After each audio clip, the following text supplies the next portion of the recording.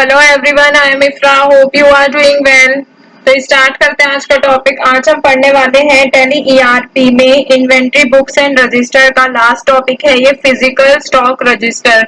तो आपने देखा होगा हमने फिजिकल स्टॉक में एंट्री भी कर रखी है कि फिजिकल स्टॉक क्या होता है, ये सारी चीजें। तो आज क्या पढ़ने वाले हैं हम, यहाँ से अपना नोट्स को ओपन कर लेते हैं और हेडिंग लिखेंगे। 9th one is physical stock register. तो फिजिकल स्टॉक रजिस्टर क्या होता है, क्या इसका यूज होता है, ये सारी चीजें इसमें देखेंगे। तो पहले लिख लेते हैं फिर आगे एक्सप्लेन करेंगे। A physical stock register report shows, तो मैं लिख देती हूँ, it shows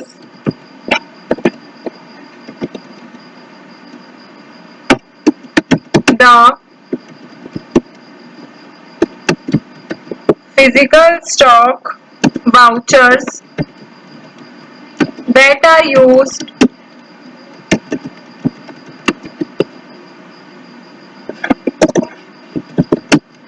recording the actual stock of a stock item। तो फिजिकल स्टॉक में आपको मैंने क्या बताया था कि ऐसा होता है काफी बार कि हमारे टैली में जितना हमने स्टॉक लिख रखा है वो चेंज होता है। थोड़ा सा क्या होता है, इसमें डिफरेंस होता है कि जब हमने स्टॉक, जैसे मान लीजिए 100 पेन का स्टॉक हमने इसमें एंट्री कर रखी है कि हमने परचेज किया था, हमारे गोडाउन में 100 पेन है अभी, बट हम कुछ दिन बाद गोडाउन में जाते हैं और उसको फिजिकली वहां पे क्या करते हैं, वेरीफाई और काउंट करके देखते हैं। तो वहां पे क्या होता है, स्टॉक कम निकलता है, 98 पेन्स निकलते हैं। तो वहां पे क्या हमने देखा कि हमारा जो एक्चुअल स्टॉक है और जो हमारे टैली में सिस्टम में हमने स्टॉक की एंट्री कर रखी है, उन दोनों में दो स्टॉक आइटम का जो है डिफरेंस है। तो हमारा फिजिकल स्टॉक का मतलब क्या होता है, ये फिजिकल स्टॉक वाउचर्स होते हैं जो कि यूज किए जाते हैं हमारे स्टॉक, जो हमारा एक्चुअल स्टॉक होता है उसको रिकॉर्ड करने के लिए। तो जो हमारा, यहाँ पे मैं लिखती हूँ actual balance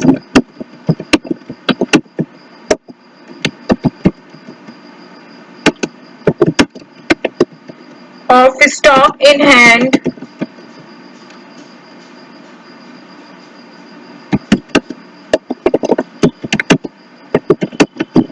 as on the date of voucher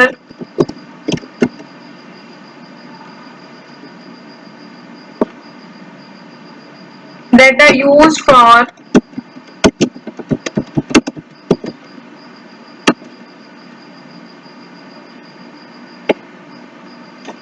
मैंने ऊपर वाला लिख दिया। वाउचर के आगे क्या आएगा, वाउचर एंट्री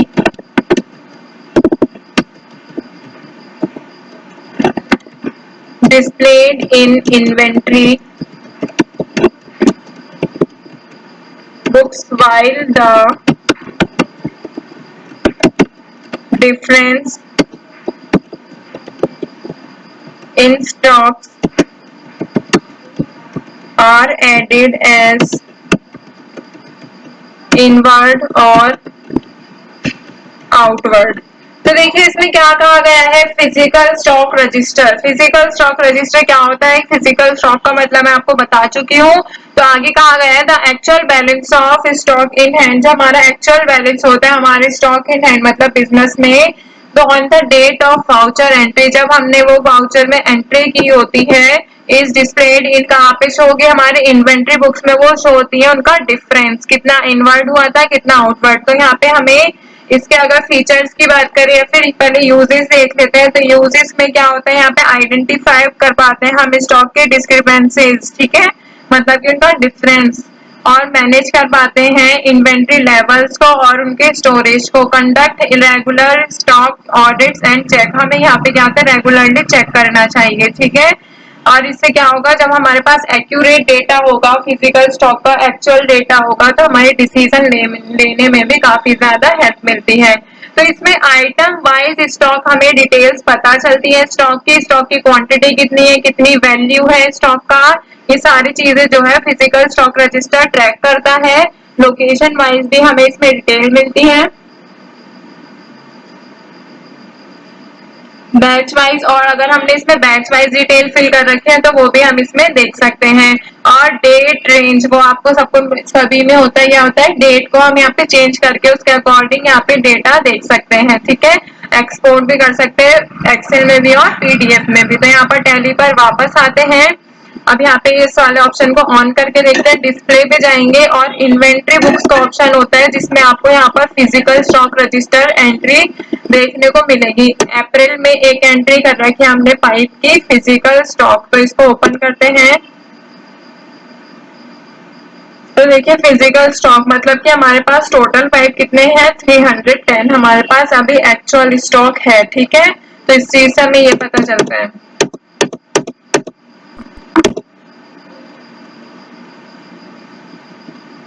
और फिजिकल स्टॉक वाउचर आता कहाँ से है, यहाँ पे इन्वेंट्री वाउचर्स में जाएंगे, यहीं से ऑल्ट F10 पर एक्टिवेट करने के बाद इसको आ जाएगा फिजिकल स्टॉक का ऑप्शन। ऑल्ट यहाँ से कैसे जाएंगे, आप F11 पर एंटर करेंगे, यहाँ पे इन्वेंट्री फीचर्स में फिजिकल स्टॉक का ऑप्शन मिलेगा, उसको यहाँ पे एक्टिवेट करना होता है और ये सारी चीजें आ जाती हैं, ठीक है। तो आई होप आपको क्लियर हो गया होगा। अब यहाँ पे फिजिकल स्टॉक रजिस्टर में भी डिटेल्स एक बार दोबारा से बता देती हूँ। डिस्प्ले पे जाना है, inventory books, physical stock register, entry पर एंटर करेंगे और यहाँ पे अगर हमें डिटेल में देखनी होगी ऑल्ट F1 पर एंटर करेंगे तो डिटेल में आ जाएगा। यहाँ पे अगर हमें डेट चेंज करनी देखिए कब का डेट है, 1 अप्रैल से 30 अप्रैल तक, तो मैं यहाँ पे F2 पर एंटर करती हूँ, हमें डेट देखनी है।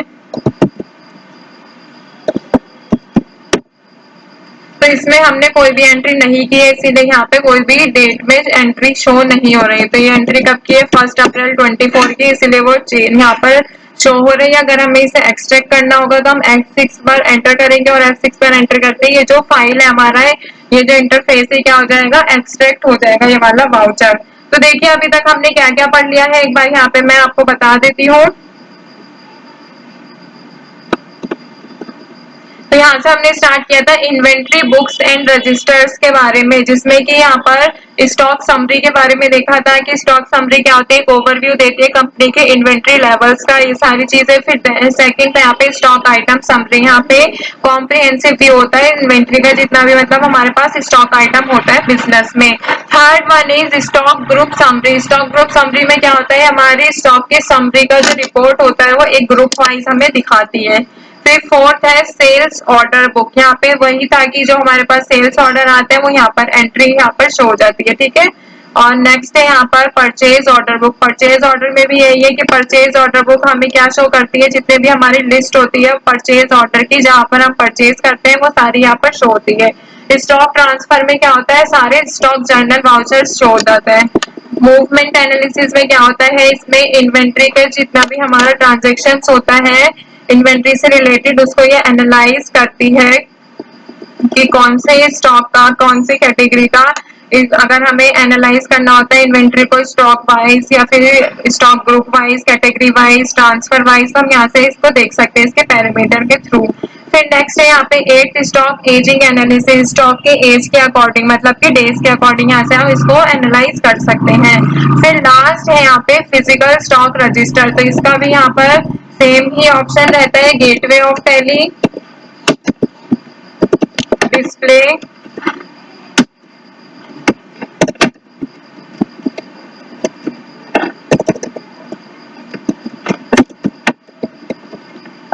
इन्वेंट्री बुक्स और फिजिकल स्टॉक